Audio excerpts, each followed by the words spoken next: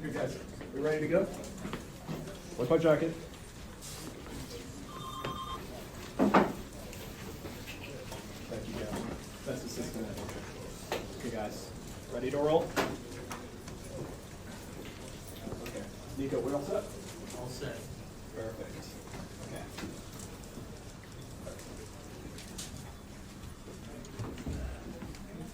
Ready to roll, everybody?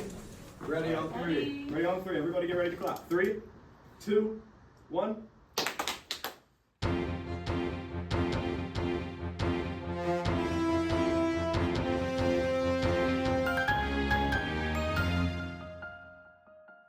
Welcome back to ANN, your all-American news network. I'm your host, Minnesota Dakota, and today we here at ANN want to take a step back through time to some of our older reports to complete our mission in defining American culture. It's an abstract idea, and it won't be easy. But hopefully, looking through our past will support us in defining our present and determining our future. First, let's take a small step back to the early 2020s, where our reporter Matt was on the scene for the aftermath of the BLM protest. To you, Matt.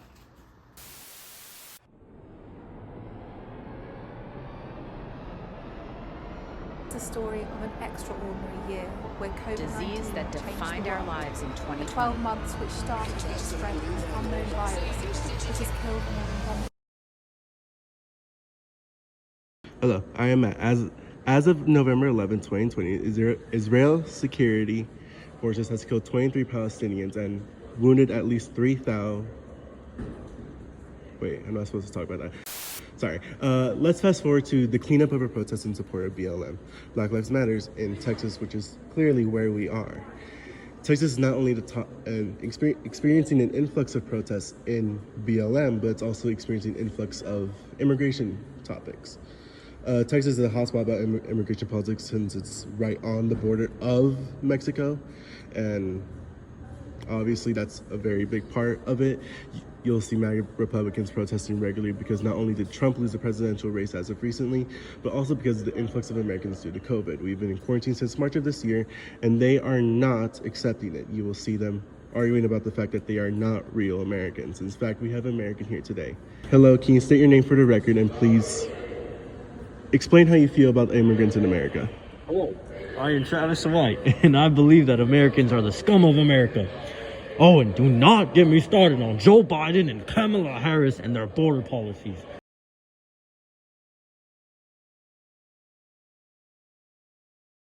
Okay. Can you expand on your feelings about immigrants, sir? I will, because they'll be taking our jobs, they'll be taking our houses, and they aren't even paying taxes. They are just horrible. They do pay taxes, you know, and they also do most of the labor jobs and don't live in houses, they live in apartments and projects. Well, if that is true, even though we don't know if it is, they're still criminals, and they are not true Americans. And what would be your criteria for being American? Well, they have to be Christian, and they have to love America. And they are a legal citizen of America. And nothing else? They can't criticize any presidential candidates like Joe Biden, for example. They can't be Catholic or Jewish. Or what if an immigrant gains citizenship? I mean, like, according to Kamal Nanjiani in his essay, American Like Me, millions and millions of other immigrants share the same notion of believing in an American dream. Shouldn't they get the opportunity? What if they're kids of immigrants? What if they are citizens because of naturalization, which should remain in place? Wait, are you vaccinated? I'm done. Anyways, that is the last of my segment and my hourly wage for today. So Minnesota will take it back in a second. But before he does, this segment of ANN is sponsored by Whole Foods. Thanksgiving is coming up, and as we all know, turkey is essential. So go get your turkeys at Whole Foods for just $25.99. I have a question, you guys. You ever notice how frequently Brad Pitt's characters eat in movies? You know, I've never really thought about that. I just love watching Brad Pitt movies, to be honest. I'll watch anything Brad Pitt. You know, it kind of just depends what he's eating. It's interesting because I was just reading this article by Emily Heal off the Washington Post. She said food is at the forefront of culture, and, you know, he uses eating to subtly express something about his character in every movie.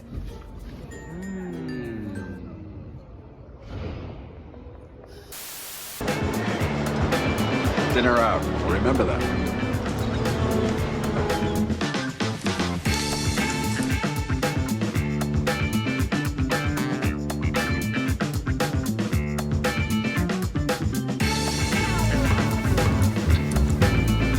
Favorite.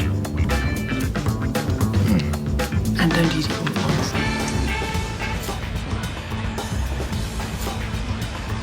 It's not the least accessible system I've seen, but it's close. I don't suppose they have a closed circuit feed I could tap into. Then it's definitely a black bag job. Do they employ an in-house technician? 2. And one of them's lonely. They must have had about 50 health violations during the last inspection.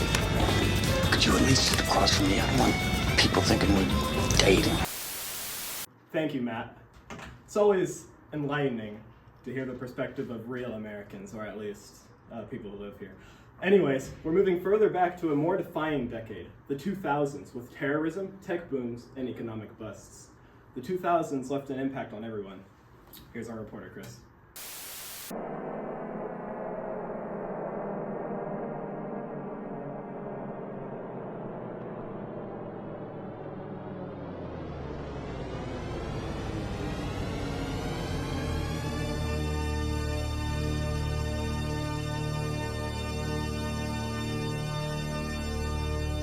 Are you not entertained? Thank you, Minnesota, Dakota. We are here in New York City, September 11, 2001, and two planes have just hit both the North and South Tower of the World Trade Center. What was that? Ladies and gentlemen, we are getting reports of people jumping out of the buildings to avoid the burning flames. Truly heartbreaking stuff, and holy they're starting to fall. They're starting to fall. We gotta get out of here. We gotta get out of here. Phew, thank God we got out there safely. There's no doubt these attacks will spark deadly wars all across the world, and maybe even some new airport security measures. Next on today's coverage, a violent Category 5 hurricane has just hit the coast of Louisiana. We are saddened to announce there have been over 1,800 fatalities and over $100 billion in damages. This will take us a while to recover from and will teach us valuable lessons. To brighten up the mood a bit, the first ever iPhone smartphone has been released. I actually have one right here, and who knows what kind of controversy and impacts this device will have in 20 years or so. On to the next location. Now on to the most important news yet. Our economy is taking a That is right, ladies and gentlemen. It's happening right now. This recession is being primarily caused by a combination of factors, including lax lending standards, a bursting housing bubble, and the collapse of the Lehman Brothers. If you don't know what that means, you're not the only one, because neither do I. The good news is, however, now is the best time to buy a house, because the housing market has crashed dramatically.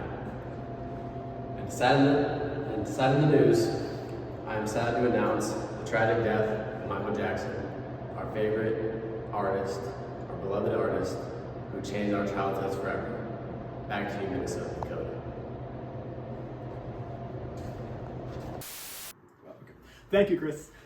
Spine-chilling events that reshaped our world. But what came before this? Ah yes, the 1980s. A time of big hair, bigger egos, and the Cold War chill. Let's turn it over to our field reporter, Paolo, who's reporting on a few hot red button moments that nearly froze the world. Good evening, America. My name is Paulo Vegerano, and it's the 1980s, and we're witnessing some groundbreaking news shaping our nation's culture, politics, and ideologies. There's a digital revolution happening in American homes and arcades. Nintendo has launched their new entertainment system, and games like Super Mario Bros. And The Legend of Zelda are captivating the minds of young players everywhere. Arcades are packed, quarters are flying, and video games are captivating young minds. Meanwhile, the Cold War between the United States and the Soviet Union remains tense, but there is a growing hope. In a landmark speech, President Reagan challenged Soviet leader Mikhail Gorbachev to tear down this wall, a powerful symbol of division between the East and the West. From politics to pop culture, the 1980s is a decade of innovation, influence, and change. We'll keep you updated as these stories continue to unfold. Stay tuned. And there you have it. Decade after decade of change, conflict, and contradictions. From civil rights marches to digital revolutions, from Cold War to global pandemics, we've tried to answer the question, what is American culture? Well, ladies and gentlemen, maybe there is no simple answer. Maybe American culture isn't fixed on only one thing, but rather, it's a tug of war between ideals, history, progress, division, and unity. With every new generation, it is reshaped by those brave enough to question it and bold enough to redefine it. From ANN, All American News Network, this has been Minnesota Dakota, signing off.